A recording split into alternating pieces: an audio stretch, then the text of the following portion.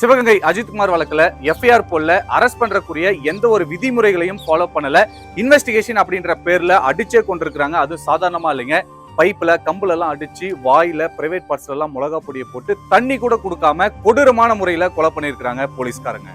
பொதுமக்களை போலீஸ் கொலை பண்ணலாமா? அதுக்கான ரைட்ஸ் இருக்கா? யார் கொடுக்கிற தைரியத்துல இந்த மாதிரி நடந்துக்கிறாங்க? நான் எல்லா போலீஸையும் சொல்லலைங்க, குறிப்பிட்ட ஒரு சிலரை மட்டும் தான் நான் சொல்றேன். போலீஸ் ஒரு கொலை பண்ணிடுறாங்க, ஒரு லாக்அப் டெத்தை ஏற்படுத்திடுறாங்க, கஸ்டோடியல் டெத்தை ஏற்படுத்திடுறாங்க அப்படின்னா அந்த போலீஸ்க்கு அதிகபட்ச தண்டனை வாங்கி கொடுத்தோம் அப்படின்னா நிச்சயமா இது மாதிரி தொடர்ந்து குற்றங்கள் நடக்காது. அதே போல அந்த ஒரு போலீஸ் மட்டும் அந்த கொலையை பண்ண மாட்டாங்க. அவங்களுக்கு ஹையர் அபிஷியல்ஸ் கொடுத்த ஆர்டர் மூலயமா தான் இந்த கொலையை பண்ணிருப்பாங்க. சோ அந்த ஹையர் அபிஷியலை வந்து நான் சஸ்பென்ஷன் பண்றேன் இல்ல வெயிட்டிங் லிஸ்ட்ல போடுறேன் அப்படின்னு இல்லாம அவங்களுக்கும் அதிகபட்ச தண்டனை வாங்கி கொடுத்தோம் அப்படின்னா இந்த மாதிரி லாக்அப் டெத் நடக்காது. அஜித்குமார் நகையை திருடிட்டாங்க அப்படின்னு சொல்லிட்டு ஒரு லேடி கம்ப்ளைண்ட் பண்றாங்க. அந்த கம்ப்ளைண்ட் அடிப்படையில எஃப்ஐஆர் கூட பதிவு பண்ணாம இன்வெஸ்டிகேஷன் அப்படின்ற பேர்ல அந்த அஜித்குமாரை கொலை பண்ணிடுறாங்க. ஆக்சுவலி யார் அந்த கம்ப்ளைண்ட் கொடுத்தாங்களோ அவங்களே வந்து பாத்தீங்க அப்படின்னா பண மோசடி கேஸ்ல 2011 அவங்க பேர்ல எஃப்ஐஆர் இருக்கு.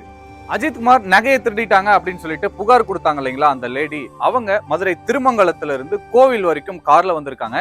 இவ்வளவு தூரம் கார்ல வந்தவங்களால ஏன் பார்க்கிங்ல கொண்டு போய் விட முடியல அப்படின்ற ஒரு கேள்வி இருக்கு. அதே போல ஒருத்தங்க நகை எடுத்துட்டு வராங்க அப்படின்னா நிச்சயமா பையில எல்லாம் யாருமே வச்சுட்டு வர மாட்டாங்க.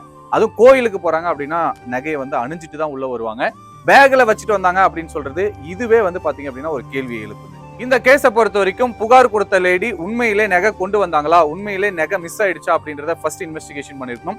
அதன் பிறகு எஃப்ஐஆர் பதிவு பண்ணிருக்கணும். அதுக்கு மேல வந்து பாத்தீங்க அப்படின்னா அஜித்குமார் மேல சந்தேகம் இருக்கு அப்படின்னா அவரை அரெஸ்ட் பண்றதுக்கு சுப்ரீம் கோர்ட்டுடைய 11 ரூல்ஸை ஃபாலோ பண்ணி தான் அரெஸ்ட் பண்ணிருக்கணும். அதுக்கப்புறம் ப்ராப்பரா இன்வெஸ்டிகேஷன் பண்ணிருக்கணும். இதுல எதுவுமே நடக்கல. இதையெல்லாம் பார்த்த நீதிபதி அவர்கள் சொன்ன விஷயம் என்ன அப்படின்னா ஒரு மாநிலமே தன்னுடைய குடிமகனை கொன்றிருக்கு அப்படின்னு சொல்லியிருக்காங்க.